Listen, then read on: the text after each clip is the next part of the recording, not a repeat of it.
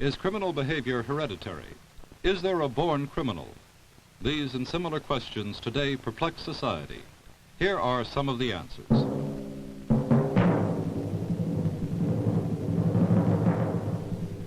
The Criminal Man, a series of television studies of the nature and patterns of criminality and of the causes and cures for criminal behavior. Our guide in the study of the criminal man is Dr. Douglas M. Kelly, professor of criminology at the University of California. This program will be the first of two devoted to the relationship of heredity to crime. It is subtitled, The Born Criminal. This man could probably get a job in Hollywood playing the role of a criminal. His facial characteristics qualify him for what are commonly but mistakenly called the criminal type. Actually, there's no such thing as a criminal type, and there's no such thing as a born criminal.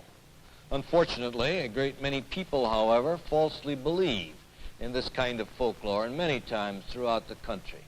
People are turned down in jobs because they look like a criminal, or juries will say, he has criminal features. Actually, the idea of a criminal type is simply folklore, but the belief is widespread. And I wonder how many times a day scenes like this occur across the country.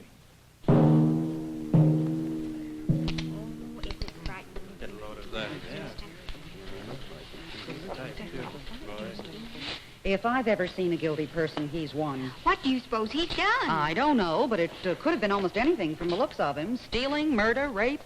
I wouldn't want to meet up with him in a dark alley. Maybe we're jumping to conclusions. No, just look at him and you can tell. He's the criminal type.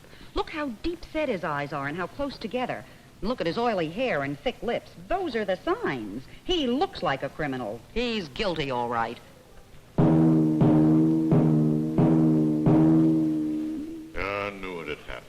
Sooner or later, I knew what had happened. You knew what would happen? That teenager down the street, he was in some kind of trouble last night, an accident with his car. I knew the cops would get on him sooner or later. How can you say that? But didn't you know? His father was a jailbird. Spent a lot of time in prison. That kid's got his father's blood, a chip off the old block. A born criminal. Criminality handed down through the blood. That's like saying the world is flat. These vignettes you've just seen were, of course, fiction, but a fiction based on fact. As a matter of fact, this belief is very commonly held all throughout the country. Individuals are very frequently considered by juries and others as being guilty simply because they have the so-called criminal features, or red hair, thick, close eyes, perhaps are left-handed. And again, another thing which is probably just as bad is the notion that a person isn't guilty because he doesn't happen to possess those criminal characteristics that we think make a criminal. You can't tell by looking, and criminals are not born. These, I think, are two considerations of beliefs that the American public have, and it's based primarily upon, first, folklore, and secondly, a belief in stereotypes. The stereotype belief, you can tell by looking, is perhaps the most common. And while I'm sure that you are probably familiar with the stereotypes, I'd like to show you some samples. For this particular experiment, we arranged to have some artists portray, all unknowing to each other, of course, their idea of the typical Hollywood criminal. And if you look at these pictures, you'll find that while they're all different, they have certain things very much in common. For example, each one has the deep-set, generally close together eyes. And the eyes in each case tend to be sunk deep within the head. And then the foreheads in many of these are small and narrow. and you have in each one the large nose, a sort of aquila or eagle-like nose, and then the large, predominant, or thrust-out jaw. Now, if you want samples of this kind of thing, of course, you don't have to have an artist paint them. All you need to do is to go out to the nearest store and buy yourself a whole set of pocketbooks. And if you'll thumb through them, in no time at all, you'll be able to find a half a dozen, published perhaps by different companies about different things, and yet with identical types of faces on the cover. Again, this stereotype of the so-called criminal man. Now, many of these things that we call criminal characteristics are hereditary. And this is the reason, of course, for some of the belief in hereditary criminality. We'll talk about that in just a minute.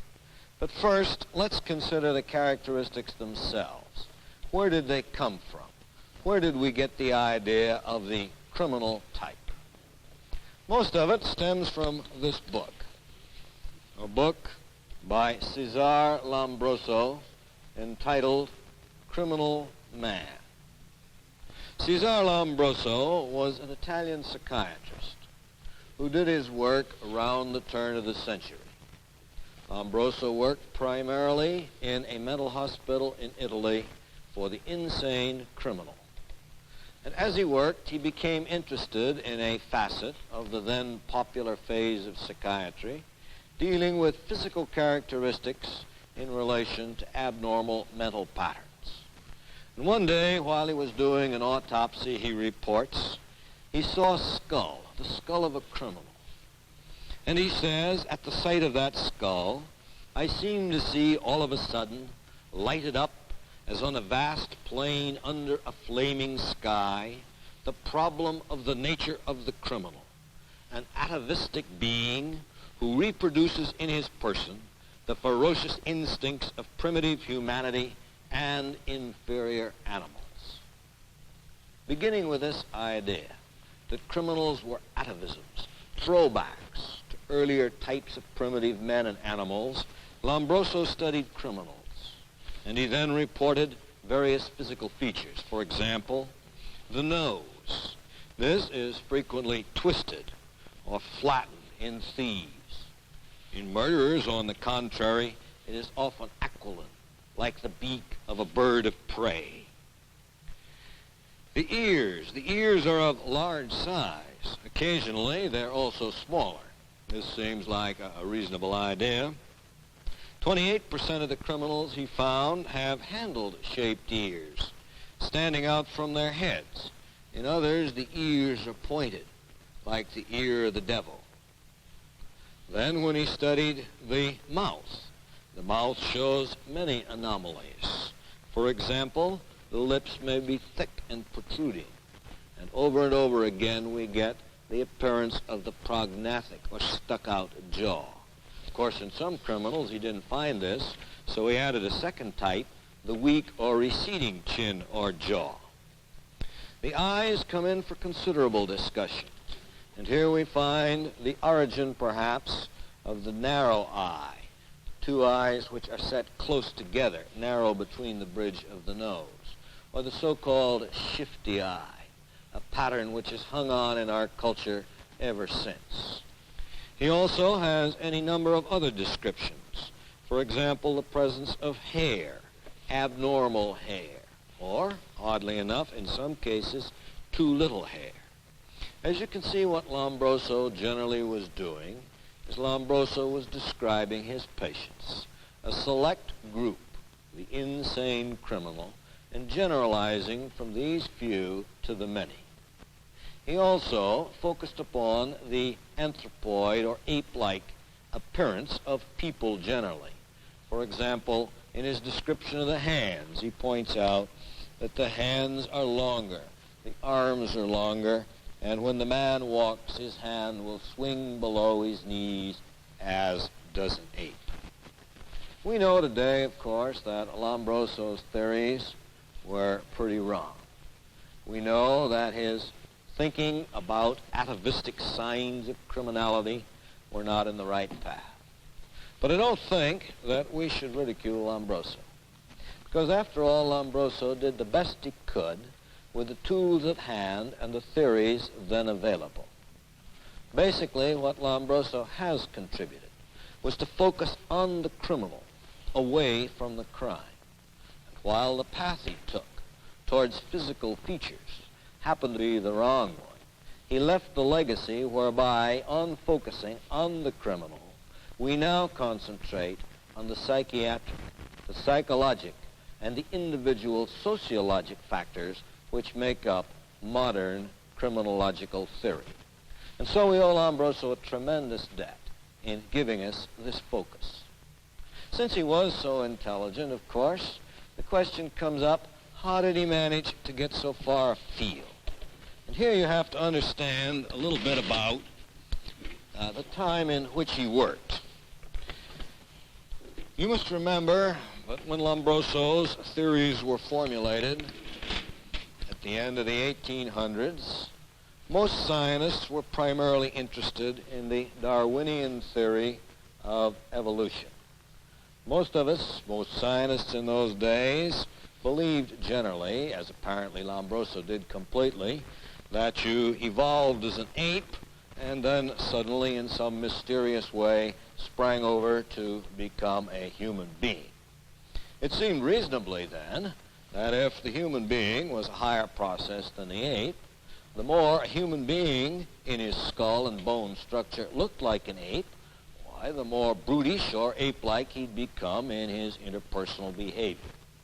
And so Lombroso read into the faces of his criminals ape-like characteristics, and he seized upon the hollow eye sockets, and he seized particularly upon the snout-like appearance of a simian skull, the long lower jaw, and particularly the protruding high cheekbones. And Lombroso postulated that if an ape looked like a human, or a human looked like an ape, this was obvious evidence of atavistic or ape-like characteristics, and he would behave like one. Of course, we know that's not true today.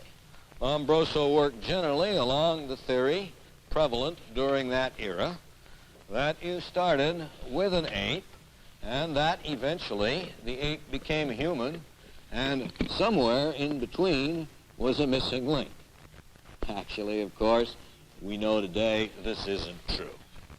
We believe that fundamentally, way back somewhere eons ago in the origin of man, there exists a creature, a primal type, from whence sprang on the one hand man, and on the other hand the ape pattern. And that as man developed, slowly but definitely, there is no specific interrelationship between ape and man, and that if man happens through coincidence to have characteristics which simulate the ape, there's nothing to indicate that he's going necessarily to become apish. Of course, there are other features which are hereditary besides the features of the face, and many people think that criminality is one of these. In order to understand this point, we have to talk a little bit, I think, about the problem of inherited characteristics, genetics. I don't plan to give you a lecture on genetics, but I think I can demonstrate 2 or 3 important points. If we take a deck of cards, we can compare them with, let us say, the chromosomes.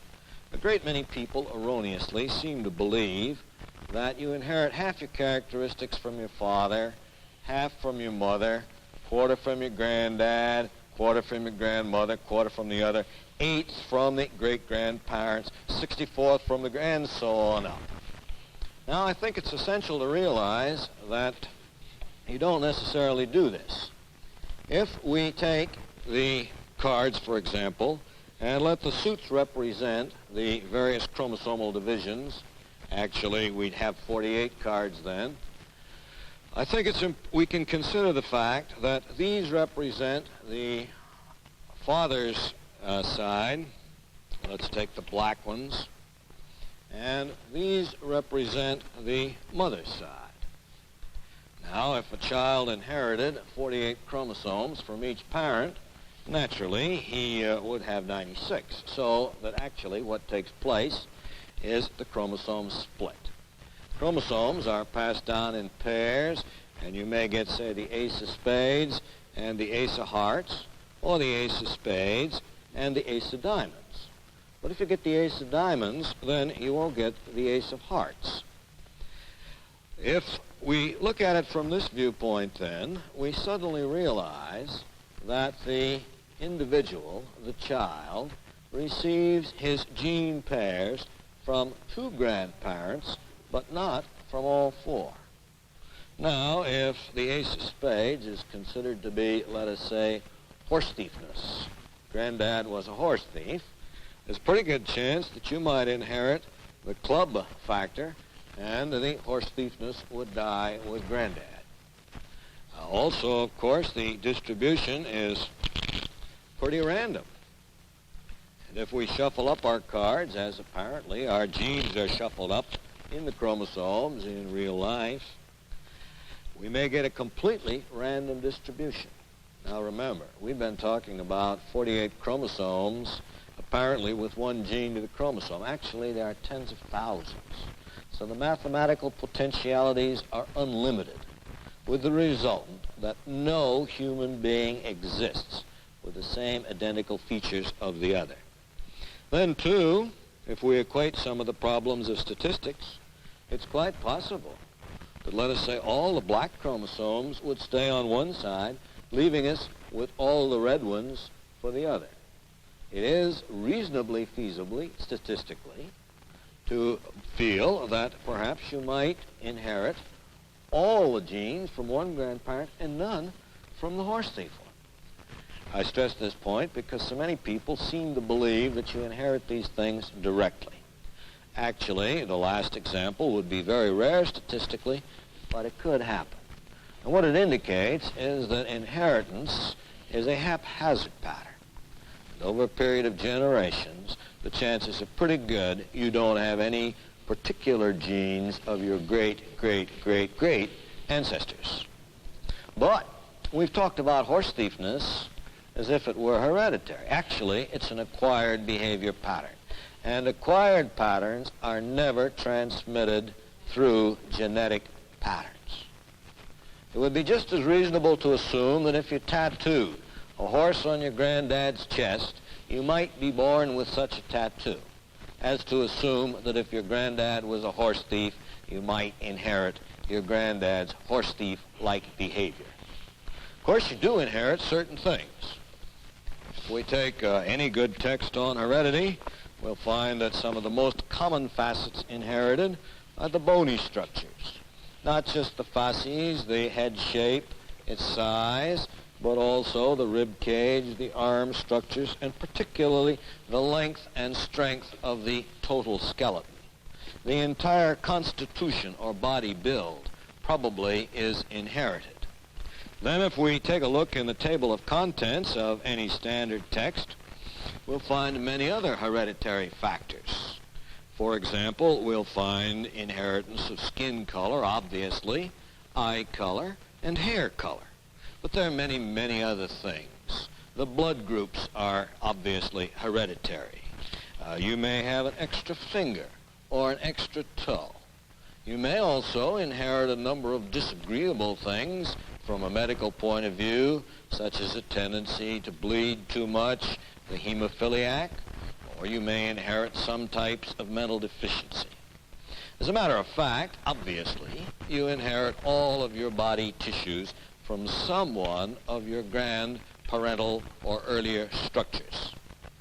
However, if we simply accept the fact of heredity for all these features, do any of them have any interrelationship with crime? And the answer flatly is no.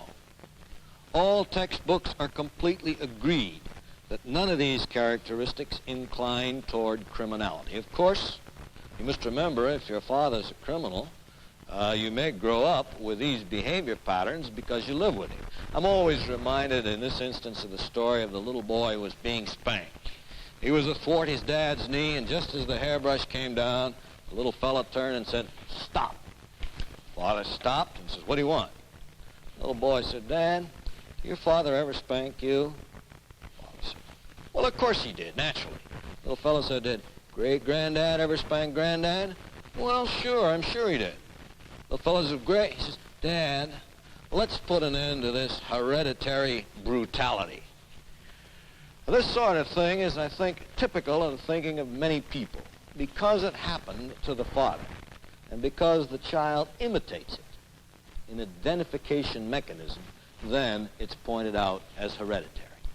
Actually, all of the things contained in a text of this type are definitely not related in any way to criminal behavior.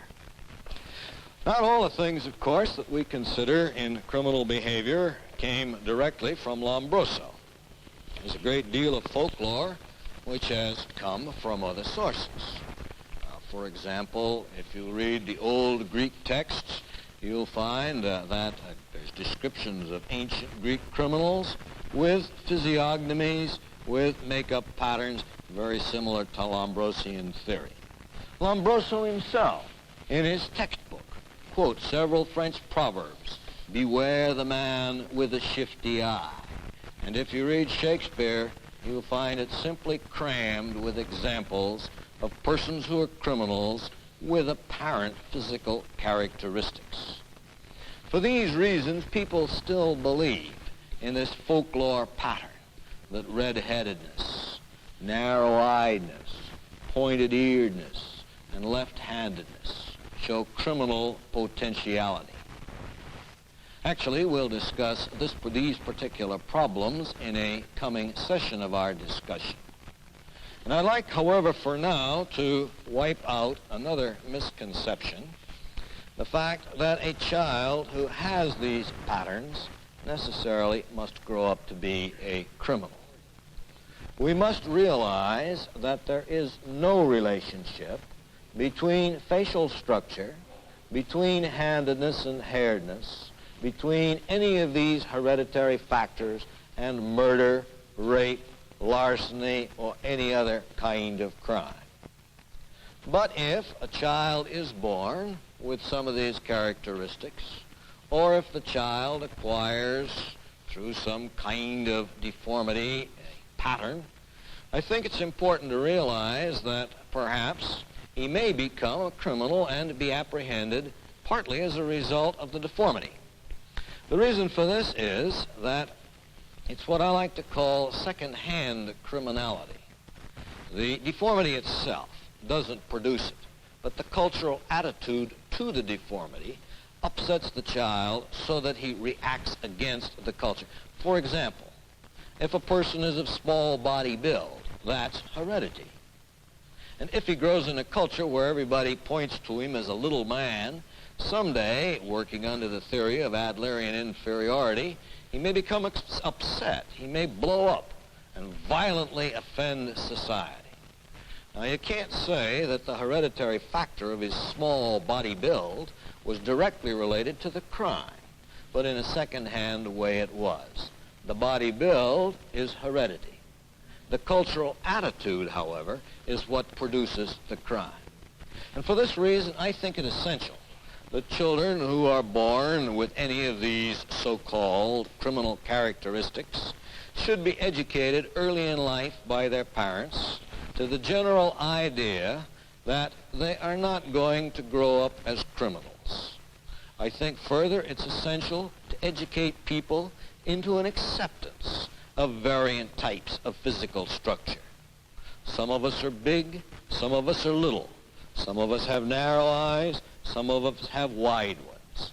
And I think education early in life for our children on an acceptance of variant potentialities would do a great deal to rid us of this folklore belief which hampers our function in many areas. Then, too, I think it's also essential that if a child has a criminal in the family, if the father or the granddad has been in prison, it's extremely important for the child to be educated that this is not an hereditary pattern. Children early can be easily taught that heredity does not affect criminality. Criminality does not run in the blood. And a child so prepared will then be ready and able to face the potential taunts of his playmates who may point out, but your dad's in prison. And if a child has been well educated, he can withstand this onslaught and not follow along the line, not through heredity, but through cultural pressure. Let's take a look at some real criminals now, just to see whether or not these criminal characteristics are obvious. Here, for example, is a nice young man, clean-cut fella. As you can see, he's wanted. As a matter of fact, he's been badly wanted. He's one of the top 10 FBIs, and he, while he is a pretty good-looking boy, is really only wanted for burglary and robbery and escape and murder. Here's a chap who could be pretty near anybody's dad. Nice-looking fellow, wanted for homicide. Here's a youngster who could easily pass for an office boy, a fairly clean-cut lad. He's simply wanted for a number of serious crimes. Obviously, you can't tell by looking. And in order to make this point a little more clear, we set up some pictures of some of the FBI's most wanted men. The FBI, of course, posts these round about and has done wondrous well in catching wanted criminals with this technique. In this group of wanted men, however, we've also added a few of our own colleagues, some of our electricians and floormen. I wish you'd have a look at this group and see if by careful observation of the criminal characteristics you can tell which one of the group are the electrician and floormen and who are the genuinely wanted criminals. Of course, you can't tell because, as we've pointed out over and over again, you can't tell by looking. There is no possible way to pick out from those photographs. Don't let the type of photograph fool you. The type of person who basically is the criminal wanted by the FBI. This is the lesson that I think we must learn. This is the lesson that I think we must teach our children, that there is no such thing as a criminal characteristic.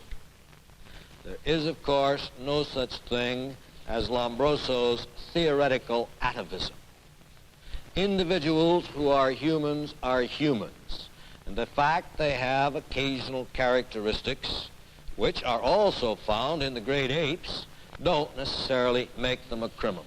Remember, there's no such thing as a criminal type. Remember, there's no such thing as a born criminal. And, oh, by the way, this fellow we were looking at when we first began this discussion, our typical Hollywood criminal. Actually, this chap is a well-known local newspaper photographer. He's a church-going man, a loving father, owns his own home, has 5 beautiful children, a swell guy.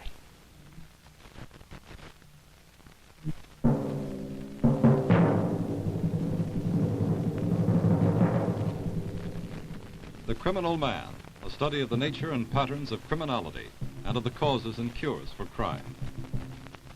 Your guide for this study is Dr. Douglas M. Kelly, psychiatrist, police consultant, and professor of criminology at the University of California. Appearing in the cast for this program were Betty Tartall, Robert Schreiber, Bobby Lyons, Ann Poole, Alan Lowe, Harold Josephs.